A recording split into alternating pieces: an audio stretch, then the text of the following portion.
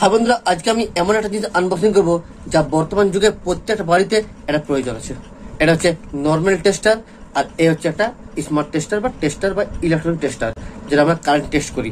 এটা আমরা কারেন্টে যে কোনো তার, যে কোনো ওয়ারে কোনো গোলমাল থাকলে কোনোখানে কারেন্ট যাচ্ছে না, তাই আমরা বাইরে থেকে এটা টাচ করলে বুঝতে পারা যাবে খারাপ আছে না ভালো আছে।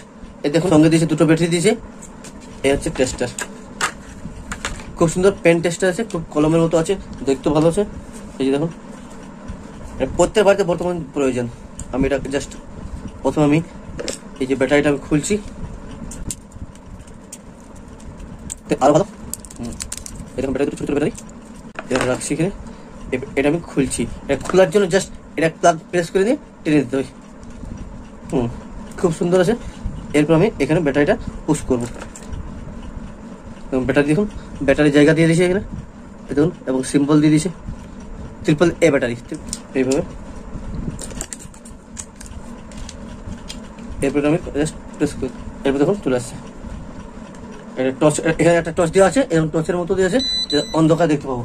এরপর আমি এখানে তারের কাছে নিয়ে গেলেই এটা বলতে পারবে এটা খারাপ করছে না, আবার অন করে দেও, দেখুন ঠিক আছে।